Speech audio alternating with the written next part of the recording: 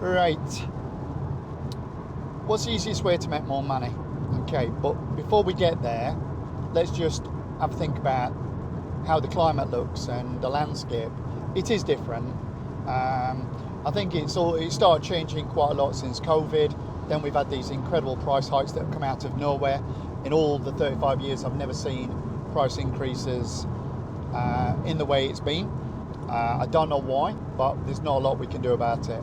The problem is, through other videos that we've spoken about day rates and things like that.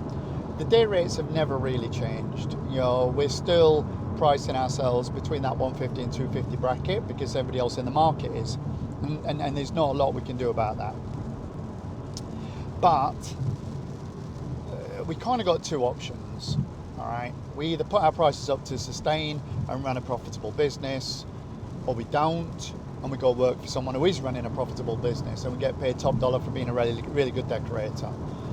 Both of those options are actually valid, and they work really well. They work, for everybody in the industry. You either run the business or you work for the business. So, how do you put your prices up? It's quite simply, you just put more on the price. All right, so we put prices up. What's the negative?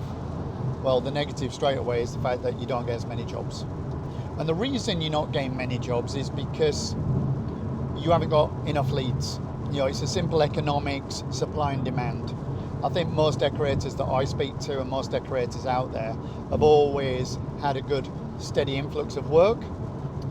It's usually come from the same channels, from the same customers.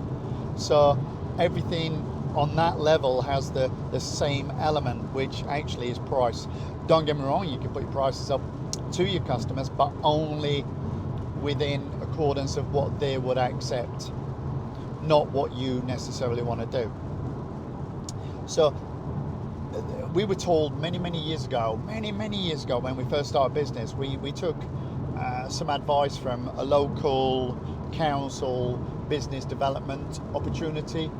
And the first thing the guy came in when he looked at it, he said, put your prices up. And we were like, that's ridiculous. We do that, we'll lose jobs. He said, yeah, you will. He said, but you'll make more on the other jobs that will actually counteract the jobs you don't get. And you'll actually cut away, firstly, all the chaff, all the stuff that you don't want.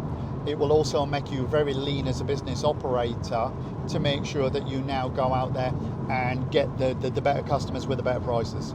So the logic is there. Putting your prices up has a positive outcome straight off the bat.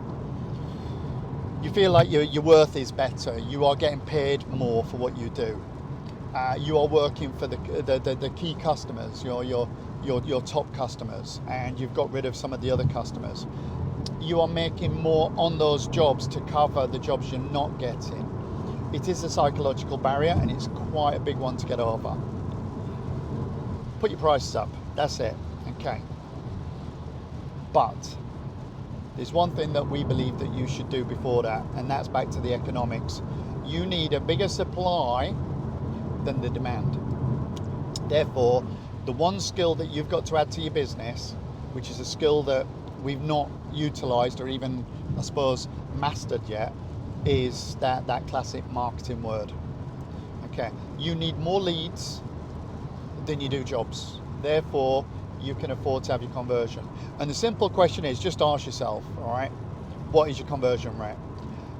Out of every 10 jobs you get, how many do you get? If you turn around and say, I'm getting most of the jobs that I quote, then your prices are out of balance. They're just out of balance. You're not being able to market as much. You don't know what that number is, okay, because if you were getting 50%, getting half the jobs, is that enough to keep you busy? That's the problem. You've got to understand a few factors first. So what we try and do is we try and help you guys firstly with understanding how to get your leads up.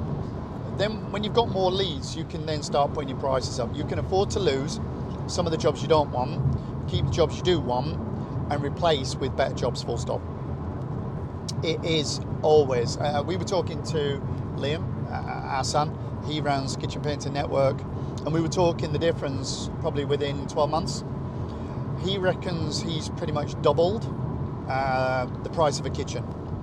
You know, he reckoned last year his average kitchen was probably about 1,500 quid, 15, maybe 18. Now the average prices of kitchens this year are probably about 3 to 4 grand. So he's found that the marketing has allowed him to start to tackle bigger jobs, more profit. So it is working. Put your prices up by all means, but the first thing you need to do is obviously in marketing. What I want to know for you guys is, have you put your prices up? Yes or no? That's question one. Number two, has it affected your current customer base? Are you losing customers? Yes or no? And the third one is, have you started to focus on generating more leads to come in to obviously help you with that conversion to allow your prices to go up? Have you done more marketing? Yes or no? Let us know.